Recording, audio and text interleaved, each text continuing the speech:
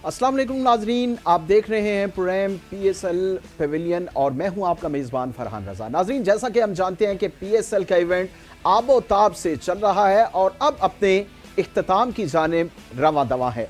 नाजरीन, आज से प्ले ऑफ का मरहला शुरू हो चुका है और एक कांटेदार और शानदार किस्म का मुकाबला आज देखने में आया और इसमें आज हमने देखा कि क्वेटा ग्लैडिएटर ने एक भरपूर मैच खेला और इस्लामाबाद यूनाइटेड जो कि बहुत फॉर्म में नजर आई, उसके खिलाड़ी बहुत लड़ते हुए नजर आए मैदान में, लेकिन आज उन्हें शिकस्त का सामना देखना पड़ा। और अहम मैच बात यह थी आज इस मैच की कि क्वेटा ग्लैडिएटर्स आज फाइनल में पहुंच चुका है। जी हां, पीएसएल जब स्टार्ट हुआ तो टीमें आपस में इसी तरह नबरदाजबात थी और एक दूसरे को शिकस्त देने के लिए, क्योंकि फाइनल में पहुंचकर एक बड़ा टाकरा देखने को मिले। और आज से हमने देखा कि प्लेऑफ शुरू हुआ और क्वेटा ग्लैडिएटर्स ने ये मार्का सर अंजाम दिया और वो फाइनल में पहुंच चुके हैं। अब आगे क्या होने जा रहा है, और इस वक्त क्वेटा ग्लैडिएटर्स फाइनल में जाने के बाद इस्लामाबाद यूनाइटेड है, कराची किंग्स हैं और लाहौर कलंदर्स हैं। तो ये सारे अब पॉइंट्स टेबल पर और सूरत हाल कैसे टैकल होगी, किस तरह से प्लेऑफ के बाद सूरत हाल बनेगी, इसी पर बात करते हैं। हमारे साथ मौजूद हैं ताबिश मीर जो कि स्पोर्ट्स एनालिस्ट हैं, उनसे उनका तजिया लेते हैं और सूरत हाल का जायजा लेते हैं। ताबिश, बहुत शुक्रिया आपके वक्त का। सबसे पहले तो ये बताइए कि आज एक भरपूर मुकाबला देखने में आया और हमने देखा कि क्वेटा ग्लैडिएटर ने यह मार्का सर अंजाम दिया और वो फाइनल में पहुंच गए। इसके बाद अब क्या होने जा रहा है, हमारे नाजरीन को जरा सारी सूरत हाल को वाजे करके बताइए। अस्सलाम वालेकुम, बहुत शुक्रिया फरहान, क्योंकि वक्त आपने जो है इस पर लबकुशाई भी की और अपने प्रोग्राम में मुझे मदऊ भी किया। यकीनी तौर पर पाकिस्तान सुपर लीग जिसका 10वां सीज़न जो है वो खेला जाना है और खेला जा रहा है। बड़े शानदार अंदाज से हमने देखा इस इवेंट का आगाज़ हुआ। अलबत्ता मैच का आगाज़ शानदार रहा, लेकिन जो बीच के दरमियानी मैचेस थे तो वो जब हो रहे थे तो उससे मुताल्लिक आपको मालूम है मुल्क की जो सूरत हाल हुई और बैनुल-अक़वामी सतह पर जो सूरत हाल हुई, लेकिन बाद में हमने इवेंट को जारी रखा और इवेंट में बड़ी फेवरेट टीम करार दी जा रही थी क्वेटा ग्लैडिएटर। लेकिन क्वेटा ग्लैडिएटर्स की जो इंडिविजुअल परफॉर्मेंस है उसकी वजह से वो काफ़ी ज़्यादा फेवरेट थी और सारी चीज़ें जो है वो सामने आ रही थी।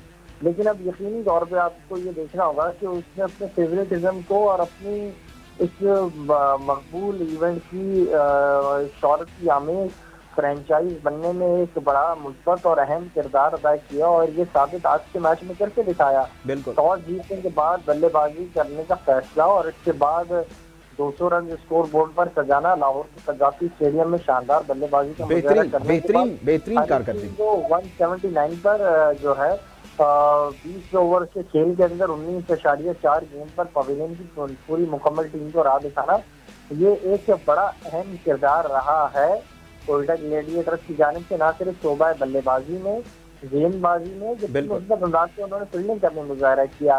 तो बहुत अच्छा रहा इनके लिए इवेंट। मैं उम्मीद करता हूँ कि दूसरी बार ऐसा होगा कि वो इस इवेंट के फाइनल ना सिर्फ खेलेंगे, चैंपियन भी बनेंगे। आपको याद होगा माजी करीब में भी जब क्वेटा फाइनल खेल रही थी सरफराज की क़यादत में, तो उस वक्त जो है कप उठाने का एजाज मिला था और उस वक्त भी इस्लामाबाद यूनाइटेड के साथ अलबत्ता फाइनल उन्होंने खेला था। तो अभी देखें कि क्या सूरत हाल बनती है। कराची और लाहौर का कल एक बड़ा अहम मुकाबला होना है और आपको याद होगा कराची ने हाल ही में ही शिकस्त दी थी लाहौर को और बड़ी जबरदस्त अंदाज से शिकस्त दी थी और लाहौर। अच्छा ताबिश, अब कराची और लाहौर के मैच का आपने जिक्र किया, एक रिवायती जंग की तरह होता है ये मैच, तो अब उसमें से जो टीम लूज करती है, मैच हारती है, वो टूर्नामेंट से आउट हो जाएगी, इज इट? जी बिल्कुल, यही पैमाना है जनाब फरहान और बिल्कुल इसी अंदाज से होगा। लेकिन हमें इसमें ये चीज़ें देखनी होंगी कि अगर वो टीम हारती है और फिर जो क्वालिफाई करने वाली टीम है, मैं चाहूँगा कि इस वक्त कराची और जो लाहौर है इनमें से कोई दो टीमें हो, जो है कोई एक टीम हो जो आगे फाइनल के लिए रसाई हासिल करे। ऐसा ना हो कि इस्लामाबाद और हम कोयटा का ही मैच देख रहे हो तो फैंस के लिए इतना जो है कुछ नई तब्दीली नहीं होगी। तो बिल्कुल, मैं अभी चाहता हूँ जाहिर है एक मौका है, कराची के लिए भी है, क्वेटा के लिए, क्वेटा तो पहुंच चुका है, कराची और लाहौर के लिए भी अभी मौका मौजूद है, इस्लामाबाद के लिए भी एक चांस अभी बाकी है। तो यकीनन ये 3 टीमें हैं और एक फाइनल है। अब देखते हैं कि किस तरह से। थोड़ी सी मैं चाहूंगा ताबिश, आज के मैच के हवाले से हम बात करें, फिर उसके बाद हम आगे आने वाले मैचों के हवाले से बात करेंगे। आज आपने ऑलराउंडिंग परफॉर्मेंस देखी कि क्वेटा ग्लैडिएटर्स ने 209 रन का हदफ दिया, जो कि कज़ाफी स्टेडियम की विकेट पर कोई आसान हदफ नहीं था। ऑलराउंडिंग परफॉर्मेंस की अगर बात करें तो कैसा देखते हैं कि बॉलिंग किस तरह से की गई, और फिर कप्तानी की अगर बात करें तो कैसी कप्तानी रही सऊद शकील की? हमने देखा कि बड़े कॉन्फिडेंट नजर आए वो थ्रू आउट द टूर्नामेंट। नहीं, ऐसी बात हरगिज नहीं है। अगर आप क्रेडिट देंगे सऊद शकील को तो मैं नहीं समझता कि कोई उनका एक बड़ा अमली किरदार है। देखिए, आप कोयटा ग्लैडिएटर्स की जब बात करते हैं तो आप इस चीज को भी ज़हन नशीन कर लें कि उनके जो है डगआउट में बैठने वाली जो शख्सियात है उनमें एक अहम शख्सियत क्रिकेटिंग लेजेंड विविन रिचर्ड्स हैं। और डेफिनेटली विविन रिचर्ड्स हैं, सरफराज उनके मेंटोर हैं, सरफराज बैठे हुए हैं, ये सारी चीजें हैं। लेकिन हमने इंडिविजुअली अगर नहीं, लेकिन एक कप्तान का बड़ा अमल दखल होता है, उसकी बॉडी लैंग्वेज भी बड़ा काउंट करती है ताबिश। जब वो ग्राउंड में टीम को लड़ा रहे हैं, एक लीडर के तौर पे पहुंचा हुआ है, फाइनल तक रसाई हासिल कर चुके हैं, तो डेफिनेटली कहीं ना कहीं क्रेडिट कप्तान को जाता तो है। यकीनी तौर पे इस मैच को जीतने के बाद, फाइनल में रसाई हासिल करने के बाद तो उस शकील को क्रेडिट जाएगा। लेकिन कायदाना सलाहियतों का ऐसे माला पहना देना ये मुनासिब अमल नहीं है। हमने माजी करीब में यही गलतियां की। हमारे जो दोस्त थे जिन्होंने अपने मुख्तलिफ आ रहा है मुख्तलिफ खिलाड़ियों से मुतालिक बहसियत कायदाना सलाहियतों को देख कर रखी, वो वक्त के साथ गलत हुई। आज आप देखें, बाबर आजम को आप अच्छा खिलाड़ी तस्वर कर सकते हैं, लेकिन अच्छे कैप्टन नहीं साबित हुए। बिल्कुल साबित हुए। बिल्कुल। इसी तरह रिजवान हो या शाहीन हो, वो एक अच्छे कप्तान साबित नहीं हुआ। आज क्या हाल हुआ कि आज जब टीम का ऐलान किया गया, ये तीनों खिलाड़ियों को जो है बोर्ड ने इग्नोर कर दिया, ड्रॉप कर दिया। तो ये तमाम वो चीजें और ये तमाम वो गलतियां हैं जिसकी वजह से हम बात कर रहे हैं। एक खिलाड़ी 8 गेंदे खेला है, 12 रन उसने सिर्फ किए हैं, 2 चौके लगाए पावर प्ले के अंदर। उसकी खुद की T20 में जगह नहीं बनती, लेकिन वो माजरत के साथ T20 में कप्तान बन गया। हमारे यहाँ क्रिकेट का कोई कल्चर है नहीं। बोर्ड को क्राइटेरिया सेट करना होगा। इस तरह तो इमामुल हक भी आकर खेलेंगे टेस्ट क्रिकेट, इस तरह तो और दीगर के जो टेस्ट खेलते हैं। लेकिन ताबिश इसमें एक पॉजिटिव चीज जो मुझे नजर आ रही है वो जाहिर है, इस पे आप अपना कमेंट करें या अपना तजिया दें कि पीएसएल जैसा इवेंट होता है, 6 टीमें हैं तो 6 कप्तानों को मौका दिया जाता है, चाहे वो किसी भी फॉर्मेट की क्रिकेट से आए हों। लेकिन अगर कप्तान बनाकर उन्हें पीएसएल में एक तरह से टेस्ट होता है, उनकी सलाहियतों का टेस्ट होता है, तो क्या ये बेहतर और पॉजिटिव चीज नहीं है कि उनकी सलाहियतें या उनकी कोताहियां, उनमें जो कमी है, उनकी जो खामियां हैं, वो पीएसएल जैसे इवेंट में सामने आ जाती हैं और हम अपनी इंटरनेशनल क्रिकेट को बहुत बेहतर कर सकते हैं उन्हें जज करके? यहाँ पे नहीं, पीएसएल को अगर हम बहैसियत ये समझते हैं कि पीएसएल के जरिए हम पाकिस्तान की क्रिकेट को बेहतर कर रहे हैं, तो 45 दिन के इवेंट के अंदर पाकिस्तान की क्रिकेट बेहतर नहीं हो सकती। इससे मुताल्लिक आपको एक जामे हिकमत अमली बनानी होगी। दूसरा, ये पीएसएल पर इतनी हमारे मीडिया की निगाहें हैं, बाकी जो मीडिया है वो भी इस पर बात इसके लिए करता है क्योंकि बैनुल अक़वामी सतह पर जो है इसकी ब्रॉडकास्टिंग के हवाले से बड़े काम किया गया पीसीबी की जानिब से। फिर मुख्तलिफ टीवी चैनल इसकी ब्रॉडकास्टिंग करते हैं, मुख्तलिफ ऐप्स जो है इसको नशर करते हैं, जिसके बाद इसकी अहमियत बढ़ गई है। लेकिन मैं समझता हूँ पाकिस्तान की जो ग्रास रूट लेवल पर क्रिकेट होती है, जो हम डोमेस्टिक में जो क्रिकेट हो रही है, कायद-ए-आज़म ट्रॉफी, नेशनल T20 और पाकिस्तान कप, यही वो मेन जरिया है जिसके जरिए पाकिस्तान के खिलाड़ियों को पिक एंड चूज करना चाहिए। सलमान अली आगा माजरत के साथ आपकी टीम के कप्तान है और हमारे यहाँ पिछले 5 साल में यही अलमिया रहा है, जिस खिलाड़ी की जगह नहीं बनती थी उसको कप्तान या नायब कप्तान बना दिया जाता था, और आज यही हो रहा है। सलमान अली आगा जिसकी जगह नहीं बनती आपने उसको कप्तान बना दिया, शान मसूद जिसकी जगह नहीं बनती थी आपने उसको कप्तान बना दिया, मोहम्मद रिजवान की हम देख रहे थे क्रिकेट क्वालिटी बहुत बेहतर हो गई थी, आपने उन्हें कप्तान बना के प्रेशर में डाल दिया। बिल्कुल। बाबर आजम के साथ आपने यही सियासत की, आप ज्यादती करते हैं खिलाड़ियों के साथ। ये बोर्ड अपने खिलाड़ियों का दुश्मन है। इसने कभी डोमिसाइल की बुनियाद पर खिलाड़ियों को जो है टीम में रखा, कभी इस बोर्ड ने जो है जो खिलाड़ी इस बोर्ड से ज्यादा ताकतवर होने लगा या फिर उसकी शोहरत बोर्ड से ज्यादा होने लगी तो उसके खिलाफ सियासी कैंपेन चला के उसको दबाने की कोशिश की। अगर किसी खिलाड़ी ने नाइंसाफी के खिलाफ बोलने की कोशिश की तो उसका हाल फखर जमान के जैसा किया गया। तो बिल्कुल। यहाँ पे ये अलमिया है, खिलाड़ी जाए तो अच्छा, कहाँ इसमें जाए। तो मुझे कोई याद दो है राय जब नहीं है हमारी ताबिश, बिल्कुल बहुत सही साल आपने बात की कि जो मेन हमारा ग्रास रूट लेवल की क्रिकेट है, जैसे आपने बात की है कि कायद आजम ट्रॉफी होती है, पाकिस्तान कप होता है और इस तरह के मुख्तलिफ इवेंट्स होते हैं, बेसिकली तो वो हैं और हमारी जो सिलेक्शन होनी चाहिए उसी बेस पर होनी चाहिए। लेकिन अगर हम देखें माजी में तो थोड़ा सा आप देखें कि उस वक्त बोर्ड का भी वहां पे किरदार नजर आता है कि माजी में हमारी सिलेक्शंस जो हैं वो पीएसएल से हुई, टी20 से सिलेक्शंस हुई और उसके कोई पॉजिटिव रिजल्ट्स नहीं निकले। बिल्कुल ये बहुत गलत है। मुझे याद है जब हारून रशीद साहब चीफ सेलेक्टर थे और उस जी वक्त इत्तफाकन हम भी एक तकरीब में मौजूद थे और वहाँ मेरी उनसे मुलाकात हुई, तो उन्होंने इस बात पर वर्मला इजहार किया कि गलत अमल है और उन्होंने कहा हम सिलेक्शन की जो क्राइटेरिया उसको पीएसएल के जरिए नहीं बनाएंगे। सही। लेकिन बाद में जब वो सिलेक्शन कमेटी के अहम रुकन थे, चीफ सेलेक्टर थे, और फिर जब टीम बनी और वो टीम 2023 में वर्ल्ड कप खेलने जा रही थी और जब हमने उस वक्त हारून रशीद साहब का इंटरव्यू किया तो वही टीम बनी जो पीएसएल के खिलाड़ी थे उन पर ही जो है रिलाई करती थी। बिल्कुल। मुझे याद है जिस तरीके से आपने जो क्राइटेरिया सेट किया, जिस तरीके से नाइंसाफी क्रिकेट कल्चर के अंदर या सिनेरियोज में होती हैं, तो मुझे याद है जावेद मियाँदाद का वो जुमला जो इंटरव्यू के दौरान उन्होंने मुझे बताया था और उन्होंने कहा था कि अगर खिलाड़ी के साथ इस तरीके से बड़े पैमाने पर नाइंसाफी होगी तो खिलाड़ी मैच फिक्सिंग नहीं करेगा तो क्या करेगा। बिल्कुल ये सही बात है और उसके इफेक्ट्स जाहिर है, ये कुछ अर्सा हमारी जो क्रिकेट के लिए कोई ज़्यादा अच्छा नहीं गुजरा और उसके इम्पैक्ट जो है वो हमारी क्रिकेट पे आया और हम देख भी रहे हैं कि अच्छा कप्तान प्रोड्यूस करने में पाकिस्तान नाकाम रहा और खिलाड़ी भी। आने वाले मैचों में हम बात करेंगे कि पीएसएल में अब कौन सी टीम मोस्ट फेवरेट हो सकती है, कौन सी टीम जो है एलिमिनेट हो सकती है। लेकिन उससे पहले ताबिश मैं चाहूँगा कि आज की जो मैच समरी है उस पर थोड़ी सी हम बात कर लें और आज मुझे ये बताइए कि क्वेटा ग्लैडिएटर्स की जानिब से बेहतरीन बल्लेबाजी और मैच के हवाले से क्या कहेंगे कि कौन सा बैट्समैन अच्छा खेला और बॉलिंग के हवाले से भी अगर ऑलराउंडिंग हम बात करें, बॉलिंग के हवाले से बात करें तो इस हवाले से क्या कहेंगे मैच समरी के हवाले से। लकीली आज का भी मैच बड़ा अच्छा रहा कोयटा ग्लैडिएटर्स के लिए। आगाज में स्पिन एलिंग ने जिस अंदाज से बैटिंग का मुजाहरा किया, एक अच्छा स्टार्ट दिया।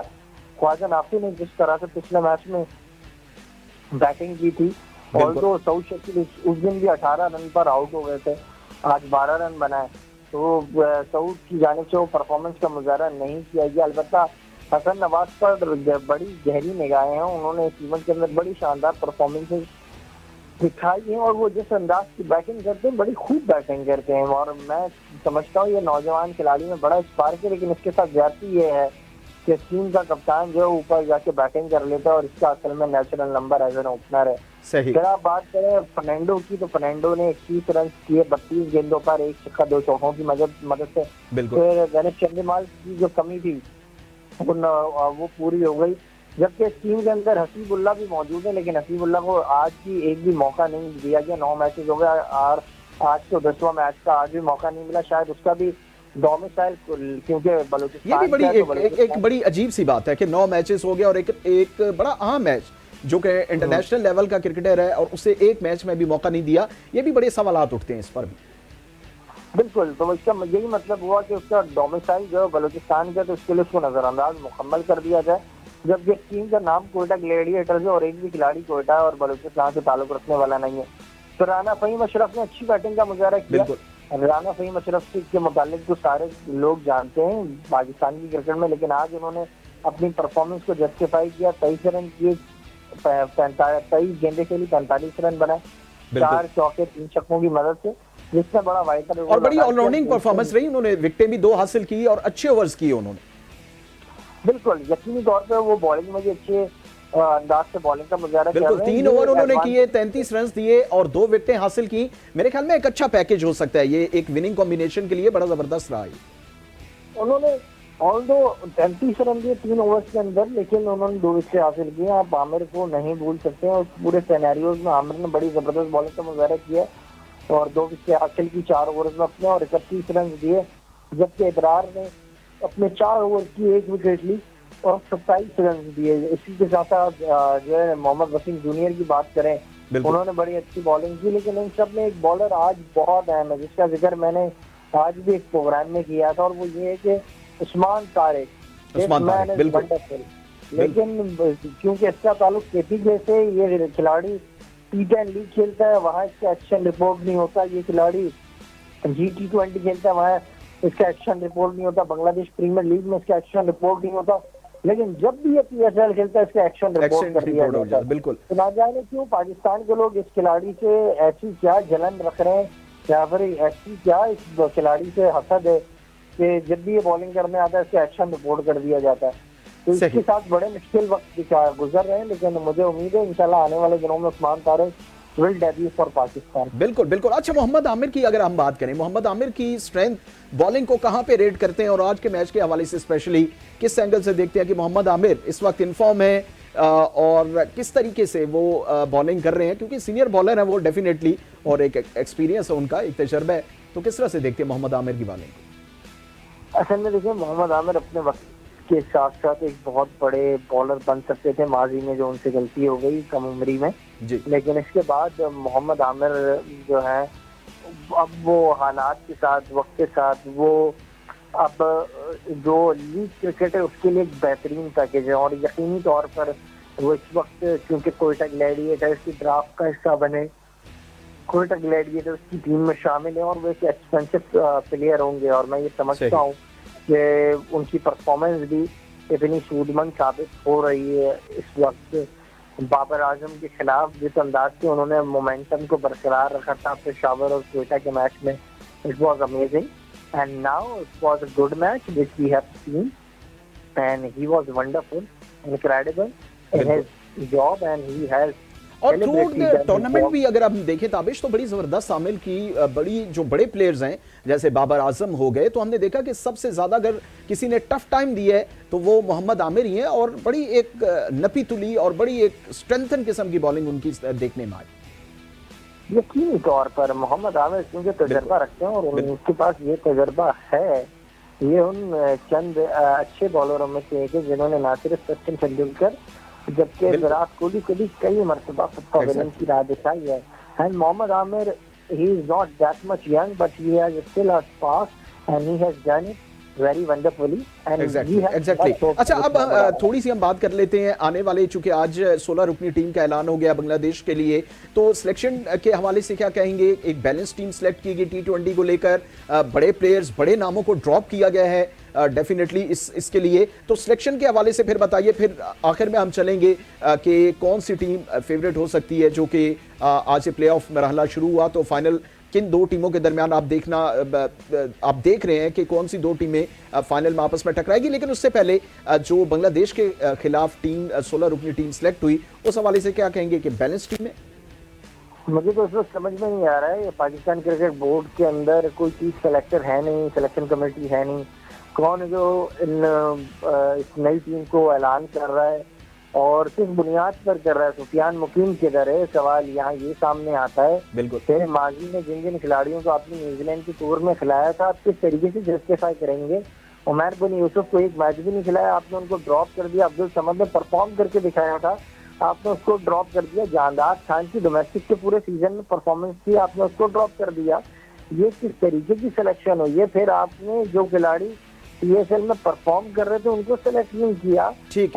बाबर आजम को आपने ड्रॉप किया, तो ड्रॉप करने की वजह क्या है? Shaheen Afridi, Babar Azam, Mohammad Rizwan, these all three. बिल्कुल, ये सारे एक सवालिया निशान है क्रिकेट बोर्ड पर सिलेक्शन के हवाले से भी। अच्छा, आखिर में हमारा टाइम बिल्कुल मुख्तसर रह गया है, आखिर में ये बताइएगा ताबिश के फाइनल PSL फाइनल किन दो टीमों के दरमियान होता हुआ आप देख रहे हैं? एक तो कोयटा ग्लैडिएटर्स आज पहुंच गया, दूसरी टीम कौन सी हो सकती है? देखिए, एक तो आपका और मेरा ताल्लुक, और आप जहाँ से प्रोग्राम कर रहे हैं जी। जिस शहर से, कराची से, और आपकी और हमारी दरकनों में कराची है, तो मैं चाहूंगा कराची किंग्स फाइनल में आए। दूसरा नाम तो कोयटा ग्लैडिएटर्स है, लेकिन ज्यादातर कराची के ही खिलाड़ी खेल रहे होते हैं टीम में भी। बिल्कुल। तो कोयटा कहती है कि these two teams, I hope both the teams will be in the final. चले, बहुत शुक्रिया Tabish Mir, senior sports analyst हमारे साथ मौजूद थे। नाजरीन, जैसा कि बात हो रही थी कि बिल्कुल फाइनल जो है अब होना बाकी है, और आज प्लेऑफ का मरहला शुरू हो चुका है, और उसमें कोयटा ग्लैडिएटर्स ने एक भरपूर मुकाबला किया इस्लामाबाद यूनाइटेड का, जो कि एक इनफॉर्म टीम, और उसे शिकस्त देकर क्वेटा ग्लैडिएटर्स जो है वो फाइनल में पहुंच चुका है। और अब देखना ये होगा कि जो एक मैच कराची और क्वेटा के दरमियान, कराची और लाहौर के दरमियान होगा, एक रिवायती किस्म का मुकाबला सामने होगा। और उसके बाद फिर इस्लामाबाद यूनाइटेड भी मौजूद है जो कि इनफॉर्म टीम है। तो अभी कुछ कहना कबल अज़ वक्त है, लेकिन पीएसएल का फाइनल जो भी होगा भरपूर तरीके से होगा। आज के प्रोग्राम से इतना ही, और अब नेक्स्ट मैच में आपसे दोबारा मुलाकात होगी। इजाजत दीजिए, अल्लाह ने के बाद।